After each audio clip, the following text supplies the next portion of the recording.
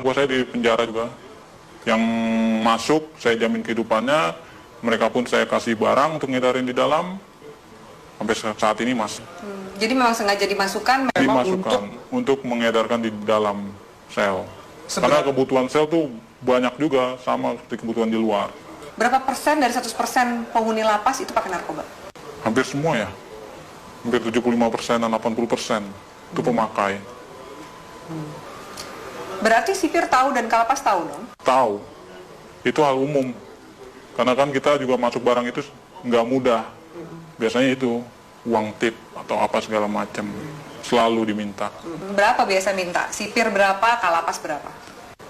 Ya nominalnya masih jutaan ya, belum ratusan juta. Masih jutaan. Misalnya jutaan, sipir tuh dapat berapa sih? Sipir sebulan bisa dapat 5 juta, 7 juta. Tergantung kita bawa masuk barangnya berapa banyak. Oh barangnya sekian ya tinggal di itu aja proses. Kalau kalapas dapat berapa sih?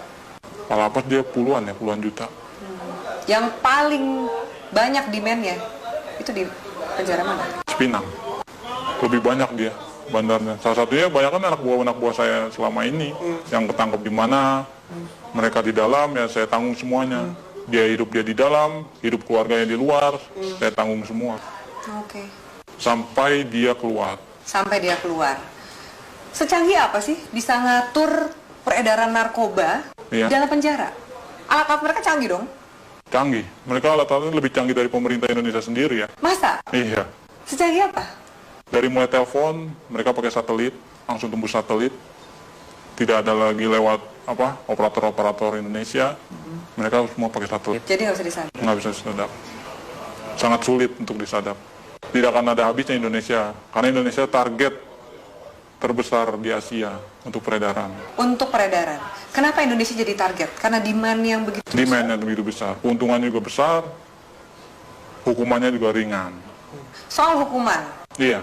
ringan, berarti nggak mungkin bikin jera. Apa sih yang bikin jera aparatnya? Dari mana sih kemudian kalau misalnya mau ngabisin ini gitu? Dari mana sih? Biasanya kalau main di hakim itu buat main hukuman. Peringanan hukuman, segala macam. Anda bayar? Saya bayar. Dalam bentuk uang atau dalam bentuk barang juga Anda kasih? Uang, biasanya uang. Mereka hanya uang. Kadang barang tergantung hakim. Hakim maunya apa ya kita kasih. Banyak klien Anda yang hakim yang make juga? Ada banyak. Ada 10 orang ada. Bagaimana Anda menggunakan uang yang luar biasa banyak ini? Biasanya Anda menghabiskan untuk apa? Biasanya saya habisin buat pesta-pesta aja. Pesta, saya beli barang, segala macam apa, kebutuhan. Kebutuhan dalam arti ya saya lihat orang-orang kaum-kaum yang kurang mampu juga sebenarnya saya kasih. Beramal juga? Beramal. Tapi kan dari duit Istilah- seperti itu, duit haram, duit panas. Ya, istilah kata buang sial. Kalau di kalangan ini buang sial, harus. Anda nggak takut ketangkep? Enggak. Karena saya percaya, saya di dalam pun saya dijamin. Dan keluar pun masih ada tempat buat saya. Kecuali hukuman mati ya, mungkin banyak yang kapok. Susah nggak sih keluar dari jaringan ini? Sangat sulit. Karena semuanya itu sudah terpantau oleh bos. Kita pun juga nggak tahu kan anak buah bos seberapa banyak. Yang kita tahu kan hanya segelintir orang yang saya percaya ada 30 orang. Mungkin dari lain ini ada lagi anak buah bos yang mantau saya juga. Bagaimana posisi saya, peredaran saya, perkembangan saya. Oke. Dari Jakarta sendiri, selain 5 bos Anda ini, Iya, ada juga jaringan-jaringan yang lain? ada. Banyak. Di Jakarta aja ada sekitar 50 jaringan. Yang saya tahu 50 jaringan, mungkin lebih. Itu yang saya tahu. Jaringan ini lebih besar atau sama kuatnya dengan jaringan Anda? Macam-macam. Tergantung dari barang sih biasanya. Kalau barang kita bagus, banyak juga jaringan ngambil di kita juga. Makanya barang itu nggak pernah akan habis. Tidak akan pernah habis di Indonesia. Walaupun mereka menangkap, menyita segala macam berapa ribuan ton, ratusan kiloton, itu nggak akan pernah habis. Karena itu cuma sedikit, paling seujung jari ya, ujung jarinya dari total barang yang ada di Indonesia. Kalau BNN sendiri, gimana Anda sebagai bandar ngelihat BNN?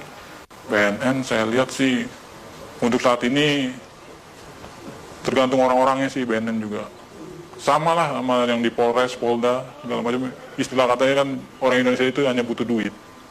Semuanya ujung-ujungnya duit. Asal kita punya duit, ya lolos.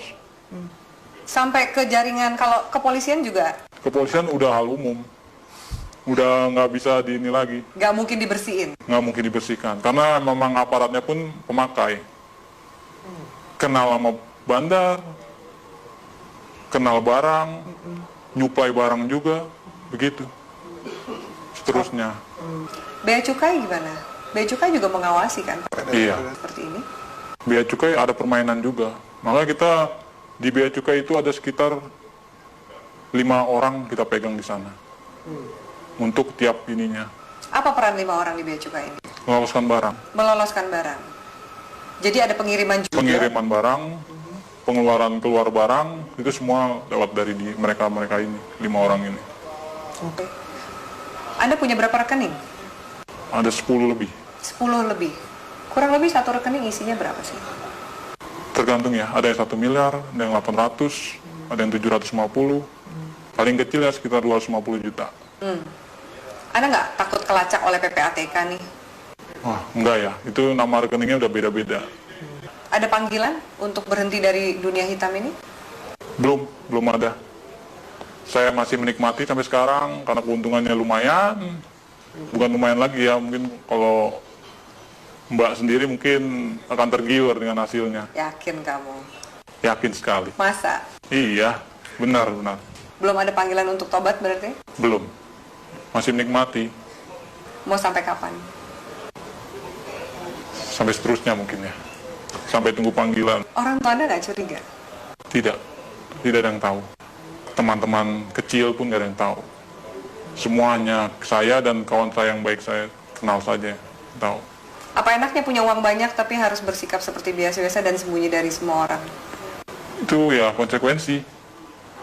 Karena kalau kita terlalu vulgar pun orang akan mencolok.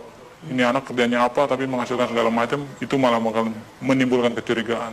Baik dari orang tua, saudara, bahkan lain-lainnya bakalan imbasnya ya penyelidikan dan penangkapan. Apakah jaringan narkoba ini juga masuk ke istana? Istana sebagian ya udah masuk. Lewat mana? Itu organisasi lain. Kita belum bisa sampai masuk ke sana. Mungkin ya organisasi ini lebih kuat dari yang bos saya punya. Itu sudah masuk Ke istana? ke istana. Oke. Transaksinya besar? Tetaplah bersama kami di Metro Malam pemirsa, karena setelah jeda pariwara berikut, Metro Malam masih akan kembali dengan sejumlah informasi.